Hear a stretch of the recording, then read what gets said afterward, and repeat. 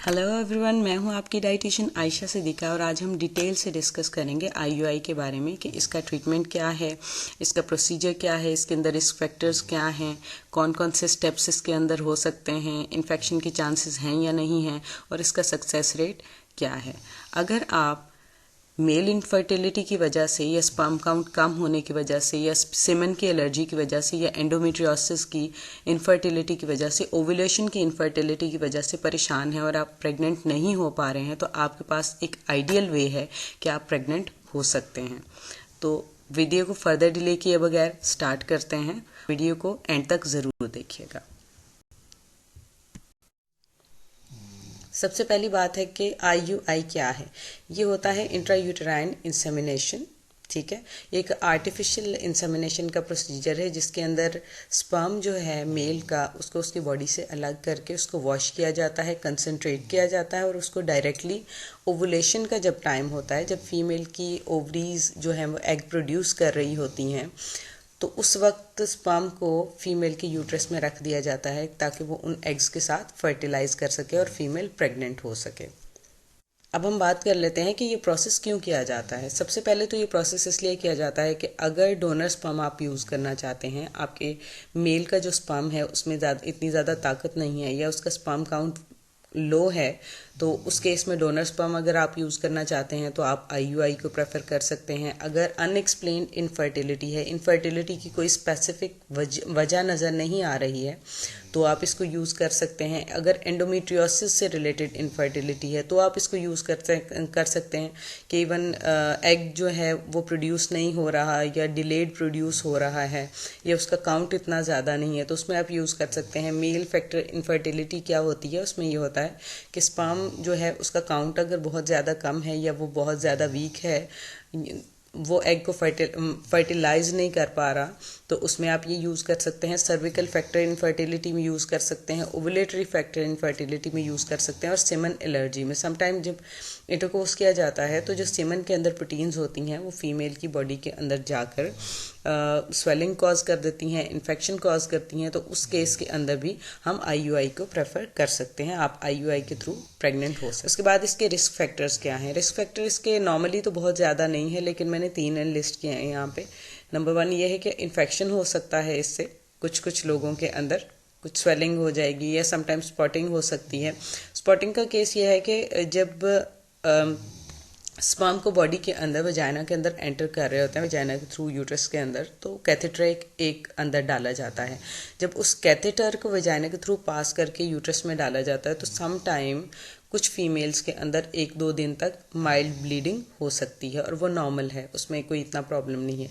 Multiple pregnancies का case आ सकता है। वैसे तो आईयूआई प्योरली रिलेटेड नहीं है मल्टीपल प्रेगनेंसीज के साथ, लेकिन सीमन को या स्पर्म को उस वक्त यूट्रस के अंदर रखा जाता है जबकि हायर चांस हो उसके फर्टिलाइज करने का एग्स के साथ।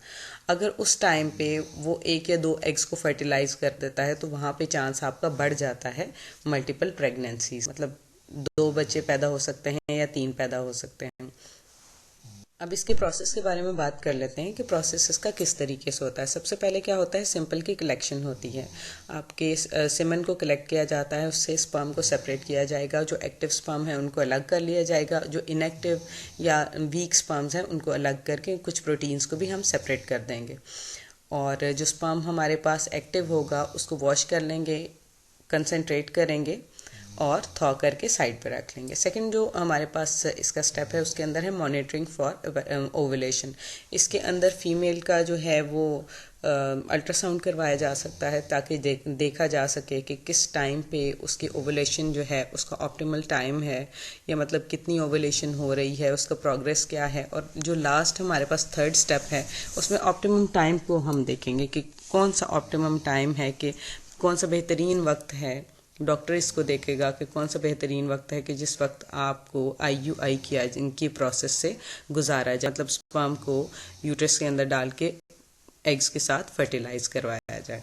ये कंप्लीट इसके प्रोसेस का ड्यूरेशन मेरे ख्याल में तकरीबन 15 से 20 मिनट का होता है, इससे ज़्यादा लंबा इसका ड्यूरेशन नहीं है। और आप सेम डे पे अपने काम भी कर सकते हैं इसके बाद जाके। मतलब अगर आप डॉक्टर पे गए हैं, आपने वहाँ से IUI का प्रोसेस करवाया है, 15-20 मिनट्स मैक्सिमम आधा घंटा अगर आपको लग भी गया है, तो उसके बाद भी आप थोड़ी देर के लिए वहाँ पे लेटेंगे। जब प्रोसेस आपका कंप्लीट होगा आपको थोड़ी देर के लिए लेटना पड़ेगा, तकरीबन 5-7 मिनट के लिए। उसके बाद आप खड़े हो जाइए। अगर आपने जॉब पे जाना है आप जॉब पे जा सकते हैं। आपको जो भी काम परफॉर्म करना है आप इजीली परफॉर्म कर सकते हैं। उसके बाद रिजल्ट्स की अगर हम बात करते हैं, रिजल्ट्स की बात करते हैं तो अगर आपको 2 वीक इंतज़ार करना पड़ेगा इस प्रोसेस के बाद, तो फिर आप उसके रिज़ल्ट्स देख सकते हैं। अगर आपने 2 वीक से पहले रिज़ल्ट्स वगैरह चेक करने की कोशिश की तो उसके अंदर 2 केसेस हो सकते हैं, या फॉल्स नेगेटिव रिज़ल्ट्स आपको मिल सकते हैं, फॉल्स पॉजिटिव भी मिल सकते हैं।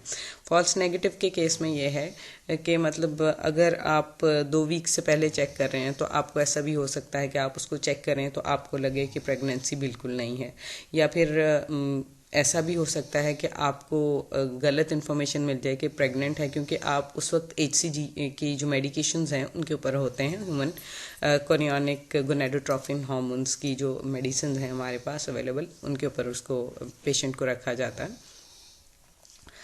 तो उस केस में आपको 2 तरह के रिजल्ट्स मिल सकते हैं, फॉल्स नेगेटिव या फॉल्स पॉजिटिव।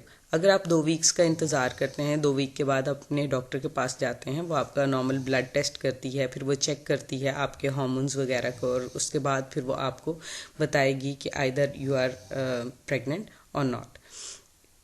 अगर आप एक दफ़ा से प्रेग्नेंट नहीं हुए इस प्रोसेस से, तो इस प्रोसेस को आप रिपीट भी कर सकते हैं। ऑफन मतलब समटाइम्स इस तरह से होता है कि 3 से लेके 6 महीने तक अगर आप इस प्रोसेस को डिफरेंट सेटिंग्स में करवाते हैं तो प्रेगनेंसी के चांसेस जो हैं वो मैक्सिमाइज हो जाते हैं।